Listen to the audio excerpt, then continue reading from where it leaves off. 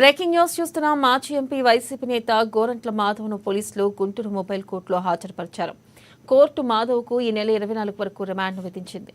14 రోజుల రిమాండ్ నేపథ్యంలో ఆయన్ను పోలీసులు నెల్లూరు జైలుకు తరలించారు. పోలీసుల విధులకు ఆటంకం కలిగించారనే ఆరోపణలపై ఆయన్ను అరెస్ట్ చేశారు.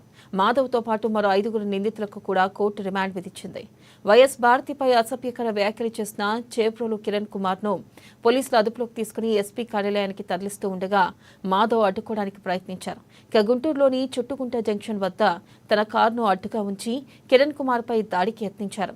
ఈ ఘటనలో ఆయన పోలీసుల విధులకు ఆటంకం కలిగించారని పోలీసులు తెలిపారు.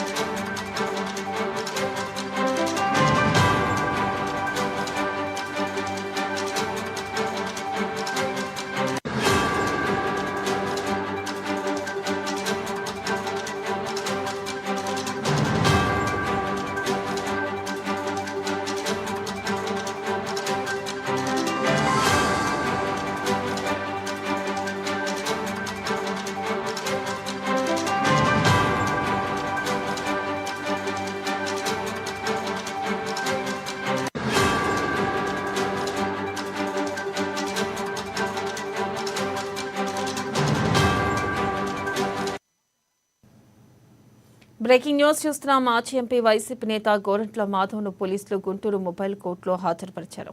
కోర్టు మాధవ్కు ఈ నెల 24 వరకు రిమాండ్ను విధించింది. 14 రోజుల రిమాండ్ నేపథ్యంలో ఆయన పోలీసులు నెల్లూరు జైలుకు తరలించారు. పోలీసుల విధులకు ఆటంకం కలిగించారనే ఆరోపణలపై ఆయన్ను అరెస్ట్ చేశారు. మాధవ్తో పాటు మరో 5 నిందితులకు కూడా కోర్టు రిమాండ్ను విధించింది. వైఎస్ భారతిపై అసభ్యకర వ్యాఖ్యలు చేసిన చేబ్రోలు కిరణ్ కుమార్ను పోలీసులు అదుపులోకి తీసుకుని ఎస్పీ కార్యాలయానికి తరలిస్తూ ఉండగా మాధవ్ అడ్డుకోవడానికి ప్రయత్నించారు. గుంటూరులోని చుట్టుకుంట జంక్షన్ వద్ద తన కారును అడ్డుగా ఉంచి కిరణ్ కుమార్పై దాడికి యత్నించారు. ఈ ఘటనలో ఆయన పోలీసుల విధులకు ఆటంకం కలిగించారని పోలీసులు తెలిపారు.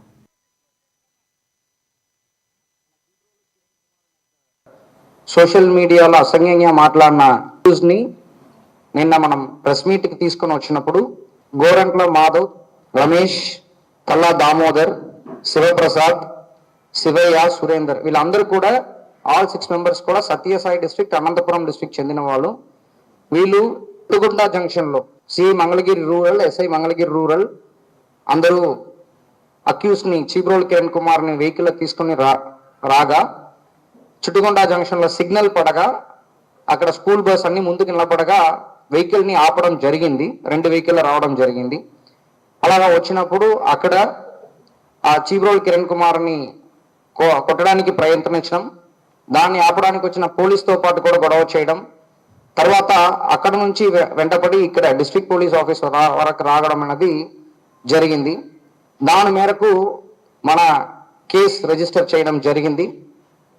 పబ్లిక్ సర్వెంట్స్ పని చేయడాన్ని ఆపడం, తర్వాత వాళ్ళకి పని చేస్తున్నప్పుడు ఇంజురీ చేయడం, తర్వాత అన్లాఫుల్ అసెంబ్లీ, తర్వాత అక్యూజ్డ్ కస్టడీలో ఉండగా దాన్ని అటాక్ చేయడానికి ప్రయత్నించడం, తర్వాత పబ్లిక్ ప్రాపర్టీ డ్యామేజ్, ఇది అన్ని సెక్షన్ల కింద మన కేసు రిజిస్టర్ చేయడం జరిగింది.